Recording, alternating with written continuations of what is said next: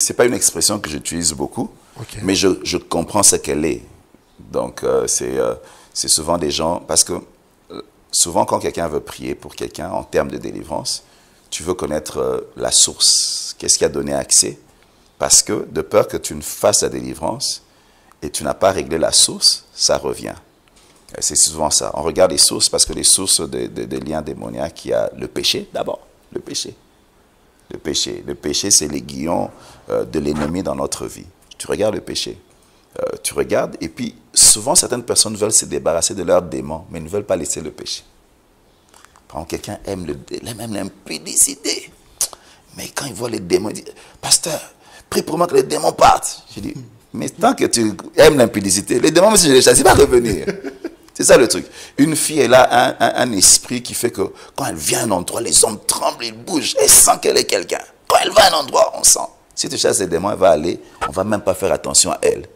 Alors elle-même pas elle demander au démon de revenir parce qu'elle veut qu'on... C'est tant que l'attachement au bénéfice du démon est, ça ne sert à rien d'essayer de prier. Alors, quand on fait la cure d'âme, c'est connaître la source et puis savoir comment aider la personne à se débarrasser du péché.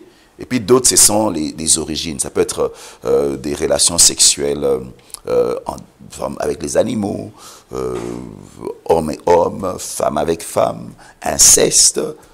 D'autres, ce sont les blessures intérieures, le manque de pardon. Quand tu chasses les démons, s'il y a le manque de pardon, ça va encore revenir. Donc, il y a des choses, c'est juste pour connaître l'origine, qu'après la délivrance, la personne soit capable de garder sa délivrance. Alors, il y a des conseils qu'on donne. C'est comme un médecin qui donne une prescription. Évite de faire ceci, évite de faire ceci. Et puis, il faut aider la personne à devenir plus mature dans la foi, afin de conserver. C'est ça un peu l'importance. Les origines, savoir comment aider.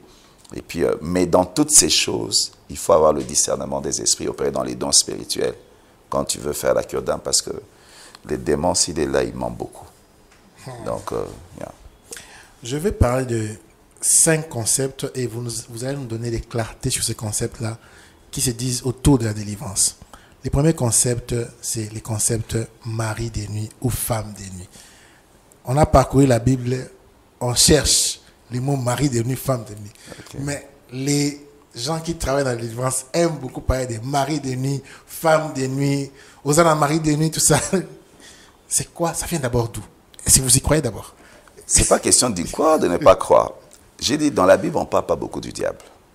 C'est-à-dire que la plupart des choses que les gens disent sur la délivrance, c'est lié aux expériences qu'ils ont vues, ils ont expérimenté. Mais c'est pour ça que je dis, la Bible, c'est Christ qui est prêché dans la Bible. Dieu s'est concentré pour parler de la solution, pas des problèmes. Alors quand tu trouves un problème, reviens à la solution, parce que la Bible parle de la solution.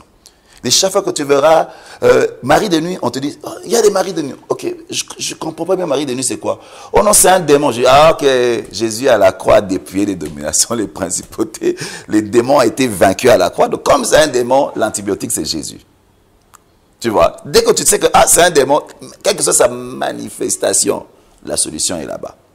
C'est en fait ça. C'est quel que soit, moi, mari de nuit, souvent, c'est des personnes qui ont des expériences sexuelles avec des esprits. Quand ils dorment, ils voient quelqu'un sous une certaine forme qui vient, qui a des relations intimes avec la personne.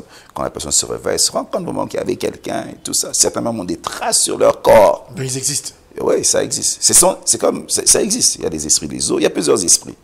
Donc ça existe. Ça existe.